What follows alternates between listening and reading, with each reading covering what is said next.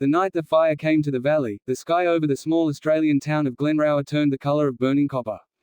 The wind howled across the dry hills, carrying sparks like angry stars. People would later say they had never seen anything like it. But for one man standing alone at the edge of town, the fire felt less like a disaster and more like a mirror reflecting the wreckage he had made of his own life. Ethan Walker hadn't planned on coming back to Glenrower. For 10 years he had avoided the town completely, pretending it didn't exist. Cities were easier, busy streets, loud bars, strangers who didn't know his past.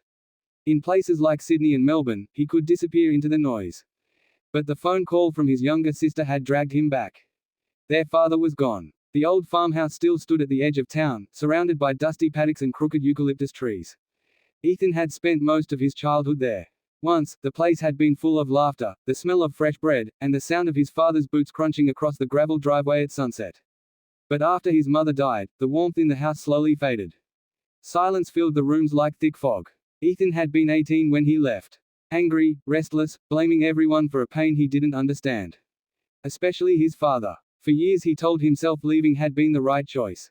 Yet standing in the dusty yard again, staring at the old wooden fence, he felt something twist inside his chest. Regret had a strange way of growing stronger with time. The fire sirens began wailing just after sunset. At first it was only a faint sound carried by the wind. But soon the entire town seemed to be moving. Trucks roared down the roads. Volunteers rushed toward the fire station. People hurried to pack belongings into cars. Australia had always lived with fire. Every summer the land dried out until the grass crackled underfoot. Most years the fires stayed far away in the bush. But this one was different. The wind was pushing it straight toward Glenrower. Ethan stood in the yard watching the distant orange glow rising over the hills. He should leave, he thought. Everyone else was. But something held him there. Across the paddock, the small house where his father had lived alone for years looked fragile under the darkening sky. Ethan remembered the last argument they had before he left. Words thrown like knives. Accusations. The sound of the door slamming as Ethan walked away without looking back. He had never apologized. And now he never could. The wind grew stronger, carrying the smell of smoke. Ash began drifting down like gray snow. By midnight the fire was visible from town. A jagged wall of flame devouring the bushland ridge. The sky glowed bright orange, and the air hummed with a frightening energy. The volunteer firefighters worked desperately to prepare. Glenrower had only a small brigade, mostly farmers and mechanics who trained in their spare time. But tonight they stood between the town and a roaring inferno. Ethan watched them from a distance. For years he had lived selfishly, drifting from job to job, always running from responsibility. He had convinced himself the world owed him something. But seeing the volunteers loading hoses and equipment into their trucks stirred something unfamiliar inside him. Purpose. Without really thinking, he walked toward the station. No one asked many questions. Fires had a way of stripping life down to its simplest truths. If someone showed up willing to help, they were welcome. An older firefighter handed him gloves and a heavy yellow jacket. The moment Ethan climbed into the truck, fear settled deep in his stomach. The road out of town led straight toward the burning hills. As the truck bounced along the rough dirt track, sparks drifted across the windshield. Trees along the roadside were already beginning to smolder. When they reached the ridge, Ethan finally understood the scale of the fire.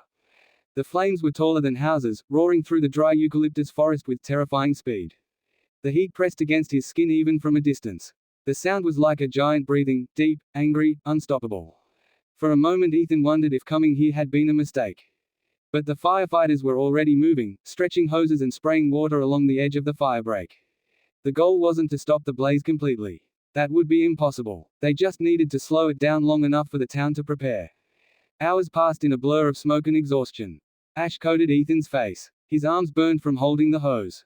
Every time the wind shifted, flames leapt closer. Several times he thought about running back to the truck. Yet each time he saw the determination on the faces around him, people risking their lives to protect their homes, he forced himself to stay. Near dawn the wind changed direction. Suddenly the fire surged toward a small farmhouse on the edge of the valley. Someone shouted that an elderly woman still lived there. Without hesitation the truck roared down the narrow dirt road toward the property. The farmhouse was already surrounded by burning grass. Smoke poured across the yard. Flames licked at the wooden fence. Ethan's heart pounded as he jumped from the truck. The heat was overwhelming. Through the smoke he could barely see the house. One of the firefighters tried the front door but it wouldn't open. Inside, a faint voice called for help.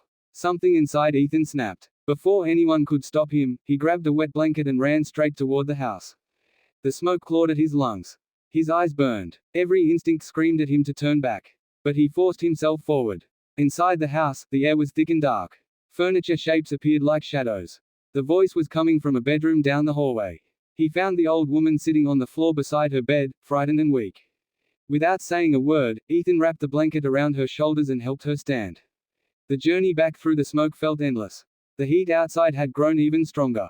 But finally they stumbled out into the yard where the firefighters rushed to help. As Ethan collapsed onto the grass, gasping for breath, he realized something strange. For the first time in years, he didn't feel empty. The fire raged for 2 more days before it was finally contained. Large sections of bushland were destroyed. Several homes burned to the ground. But Glenrower survived. When the smoke cleared, the town slowly returned to life. People helped each other rebuild fences, clear debris, and repair damaged homes. Ethan stayed. At first he told himself it was only temporary. Just long enough to help with the cleanup. But weeks passed. Then months. He began working with the local fire brigade, training properly this time. The same people who had once been strangers became friends. The old farmhouse where his father had lived slowly transformed as Ethan repaired broken walls and repainted the weathered porch. One quiet evening he sat on the front steps watching the sunset turn the sky golden over the paddocks. For years he had believed his past defined him. That the mistakes he made as a young man could never be undone. But the fire had taught him something powerful. Redemption doesn't arrive in a single moment. It grows slowly through choices, small acts of courage, responsibility, and kindness repeated day after day. Ethan couldn't change the past. He couldn't go back and apologize to his father.